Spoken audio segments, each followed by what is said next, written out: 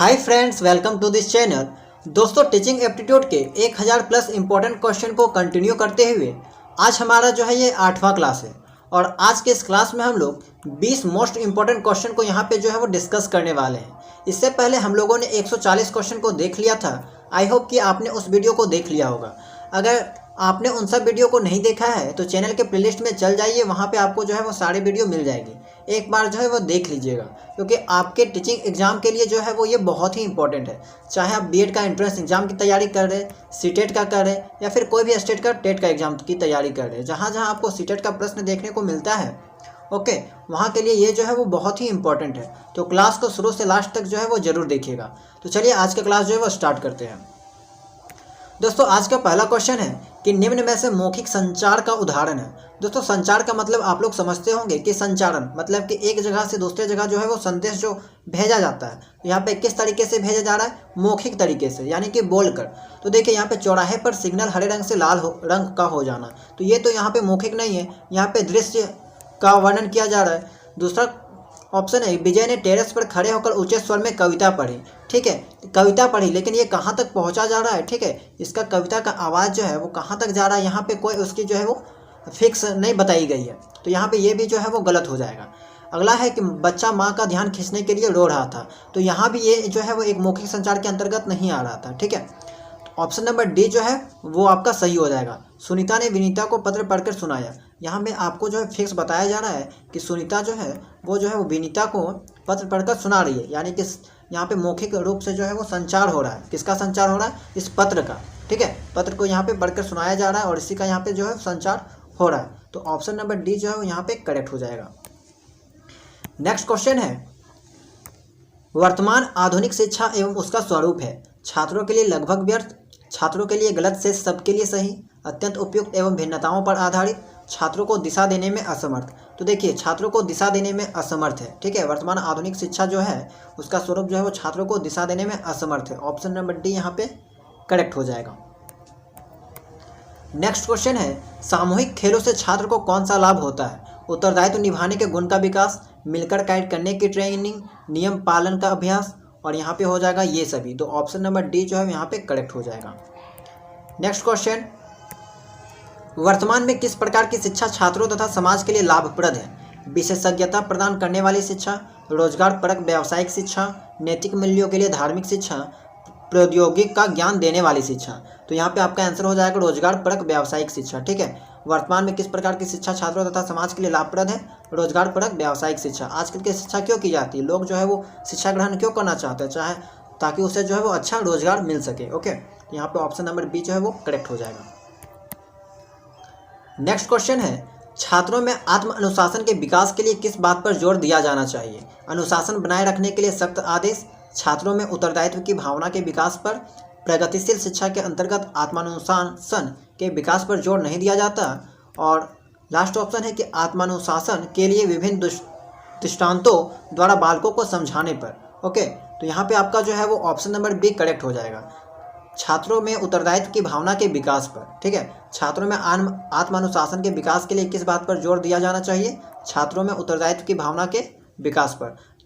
ठीक है, स्टूडेंट को जो है वो यहाँ पे आपको रिस्पॉन्सिबिलिटी नाम की चीज़ बढ़े, स्टूडेंट में रिस्पॉन्सिबिलिटी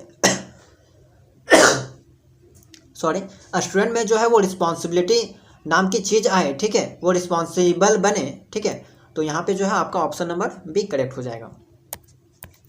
चलिए नेक्स्ट क्वेश्चन है, शिक्षकों को राष्ट्र भावना विकास हेतु क्या कदम उठाना चाहिए? देखिए, राष्ट्र भावना विकास यहाँ पे बोला गया है। ठीक है, शिक्षकों को राष्ट्र भावना विकास हेतु क्या कदम उठाना चाहिए? तो देखिए, राष्ट्रभाषा का आधिकारिक प्रयोग करना चाहिए, विद्यालय में ऐसे कार्यक्रम का आयोजन करना चाहिए जिससे छात्रों में राष्ट्र भावना जागे, पूरे राष्ट्र के लिए एक ही जैसे विषय वस्तु की वकालत करनी चाहिए, और लास्ट ऑप्शन है राष्ट्रीयता के विरोधी तत्वों का दमन करना चाहिए। तो यहाँ पे सबसे एक्यूरेट आंसर जो है वो ऑप्शन नंबर बी होता है, विद्यालय में ऐसे कार्यक्रम का आयोजन करना चाहिए जिससे छात्रों में राष्ट्र भावना जागे। ओके, इसी से जो है वो राष्ट्र भावना विकास स्टूडेंट में होगा। चलिए नेक्स्ट क्वेश्चन, देखिए ये बहुत ही इंपॉर्टेंट क्वेश्चन है, अनुवांशिक से रिलेटेड, और ये अक्सर जो है वो एग्जाम में आपको देखने को मिल सकता है, और बहुत से लोग इस क्वेश्चन का आंसर जो है वो आपको दोनों लगा देते हैं। ठीक है, जो कि बिल्कुल गलत है। ये साइंस का एक्चुअली क्वेश्चन है, लेकिन आपको जो है वहाँ टीचिंग एप्टीट्यूड में भी देखने को मिलता है। अनुवांशिक गुणों का हस्तांतरण होता है सिर्फ माता से, सिर्फ पिता से, ऑप्शन दोनों से, माता पिता एवं उनके पूर्वजों से। तो यहाँ पे आपका राइट आंसर जो है वो पिता हो जाएगा, ऑप्शन नंबर बी। ओके, इस बात को आप लोग ध्यान दीजिएगा। चलिए नेक्स्ट क्वेश्चन है, मानव व्यक्तित्व परिणाम है केवल अनुवांशिक का, केवल वातावरण का, पालन पोषण का, अनुवांशिक और वातावरण अंतःक्रिया द्वारा। तो यहाँ पे आपका जो है वो ये लास्ट ऑप्शन वाला करेक्ट हो जाएगा, अनुवांशिक और वातावरण की अंतःक्रिया द्वारा मानव व्यक्तित्व का परिणाम है। ठीक है, चलिए नेक्स्ट क्वेश्चन, प्राथमिक स्तर तक बच्चों को शिक्षा महिलाओं द्वारा ही दी जानी चाहिए। देखिए इस चीज़ को जो है वो आप लोग भी नोटिस करते होंगे। आप लोग का जो आंगनबाड़ी का स्कूल हो गया, विद्यालय हो गया, या फिर बच्चों का विद्यालय हो गया, वहाँ पे जनरली जो है वो महिलाओं को ही शिक्षा देने के लिए कहा जाता है। ठीक है, शिक्षिका के रूप में वहाँ पे जो है वो उन्हें हायर किया जाता है। ऐसा क्यों होता है? तो वही चीज़ यहाँ आपको बताना है कि प्राथमिक स्तर पर बच्चों को शिक्षा महिलाओं द्वारा ही दी जानी चाहिए, क्योंकि महिलाओं को घरों में बाल मनोवैज्ञानिक यानी कि चाइल्ड साइकोलॉजी का अपेक्षाकृत अधिक एवं प्रत्यक्ष अनुभव होता है। महिलाएं बच्चों को कड़ा दंड नहीं देती, शिशुओं को महिलाओं से डर नहीं लगता, महिलाओं में बच्चे अपनी अपनी माताओं का लक्षण पाते हैं। तो यहाँ पे एक्यूरेट, सबसे एक्यूरेट आपको जवाब देना है और ऑप्शन नंबर ए जो है यहाँ पे करेक्ट हो जाएगा। महिलाओं को घरों में बाल मनोवैज्ञानिक का अपेक्षाकृत अधिक एवं प्रत्यक्ष अनुभव होता है। ठीक है, ऑप्शन नंबर ए यहाँ पे आपका करेक्ट हो जाएगा।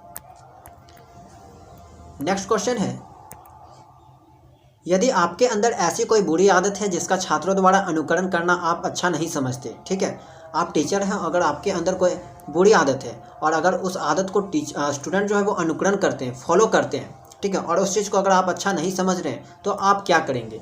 ठीक है, आप अपनी आदतों के साथ क्या करेंगे ये आपको यहाँ पे बताना है। आप छात्रों को बताते रहेंगे कि यह बहुत बुरी आदत है, कम से कम छात्रों के समझ आप उस आदत को नहीं आने देंगे, आप उस आदत को तुरंत छोड़ देंगे, आप इस बात पर ध्यान नहीं देंगे।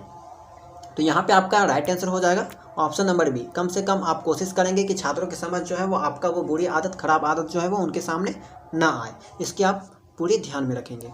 चलिए नेक्स्ट क्वेश्चन, माध्यमिक स्तर तक की शिक्षा का नियंत्रण वास्तव में के हाथ में होना चाहिए? माध्यमिक स्तर के तक की शिक्षा का नियंत्रण वास्तव में किसके हाथ में होना चाहिए?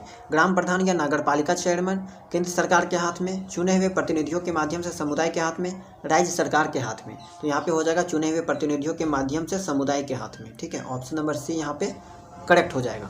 ओके, नेक्स्ट क्वेश्चन है, विद्यालय में पर्यावरण शिक्षा दी जा सकती है? पर्यावरण शिक्षा, ठीक है, इन्वायरमेंट एजुकेशन दी जा सकती है स्वयं अपनाकर, भाषण द्वारा, लेखों द्वारा, खेलकूद द्वारा।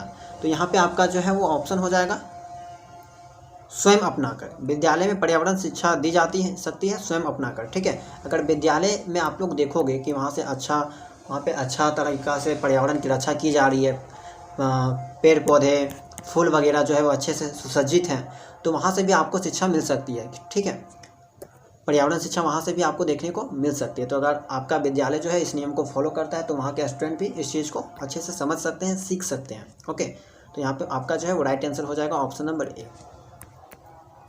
नेक्स्ट क्वेश्चन है, मॉडल चित्रों से उत्तम निर्देशन होते हैं क्योंकि? मॉडल चित्रों से उत्तम निर्देशन होते हैं क्योंकि उनमें लंबाई, चौड़ाई और ऊंचाई तीनों दिखाई पड़ते हैं। ये कल्पना शक्ति का विकास करते हैं, इनसे ज्ञान का विस्तार होता है, इनसे शिक्षण का काम सरल हो जाता है। तो यहाँ पे आपका जो है वो राइट आंसर हो जाएगा ऑप्शन नंबर ए। उनमें लंबाई, चौड़ाई व ऊंचाई जो है वो तीनों दिखाई देते हैं, इसलिए मॉडल चित्रों का यहाँ पे जो है वो उत्तम निर्देशन माना जाता है। Okay, option number A correct हो जाएगा। नेक्स्ट क्वेश्चन है, यदि आपको किसी ऐसे स्कूल में प्रधानाचार्य, प्रिंसिपल नियुक्त करके भेज दिया जाए जिसकी स्थिति बहुत गिर चुकी है, तो आप यह देखेंगे कि कहाँ तक सुधार संभव है, सुधार कार्यक्रम पर अध्यापकों से चर्चा करेंगे, सुधार कार्यक्रम के संबंध में पूरे स्टाफ से चर्चा करेंगे, सेक्शन ऑफिसर से वित्तीय समस्याओं पर बात करेंगे।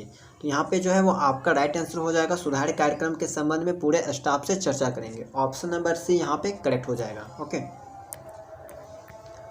नेक्स्ट क्वेश्चन है, विद्यालय में छात्रों का स्वास्थ्य परीक्षण क्यों आवश्यक है?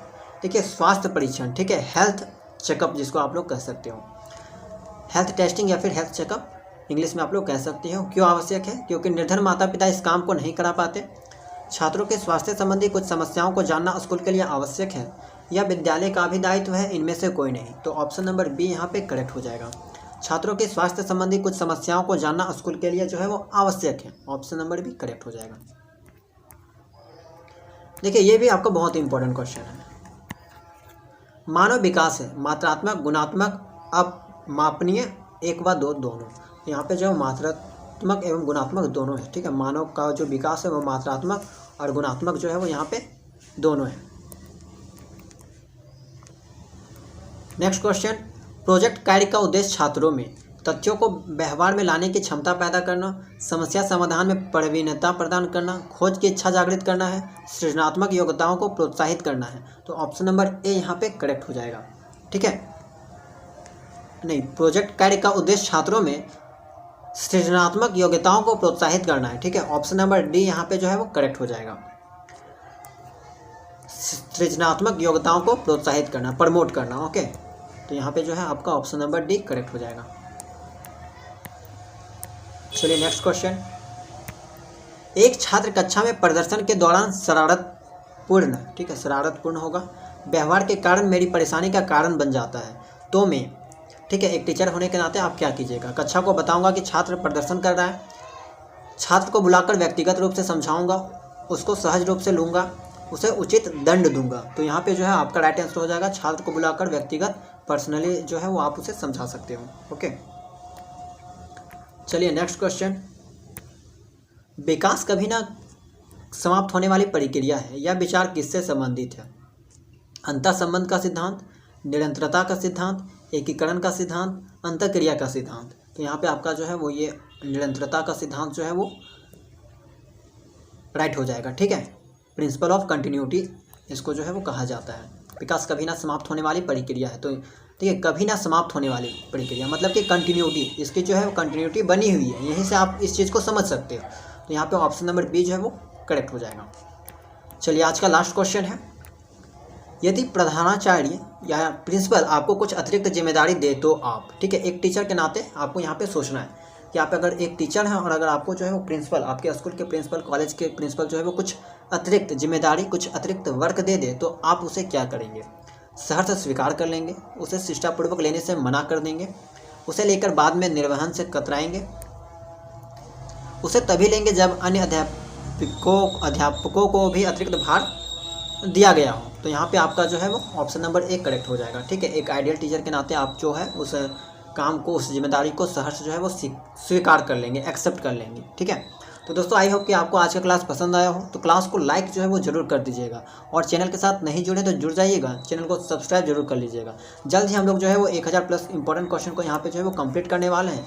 अभी तक तो जो है हमारा 160 क्वेश्चन हो चुका है। ठीक है, जल्द से जल्द हम लोग एग्जाम से पहले जो है वो क्लास को कंप्लीट करेंगे। तो चैनल के साथ जुड़ जाइएगा, चैनल को सब्सक्राइब जरूर कर लीजिएगा और टेलीग्राम चैनल से नहीं जुड़े तो जुड़ जाइएगा। वहाँ पे जो है आपको सारे स्टडी मटेरियल देखने को मिल जाते हैं और ये सब का PDF भी जो है वो एक ही साथ आपको वहाँ पे अपलोड कर दिया जाएगा। ओके, टेलीग्राम का लिंक जो है वो डिस्क्रिप्शन बॉक्स में मिल जाएगा या फिर आपको कमेंट सेक्शन में पिनअप कर दिया जाएगा, वहाँ से आप लोग ज्वाइन हो जाइएगा। मिलते हैं नेक्स्ट क्लास में।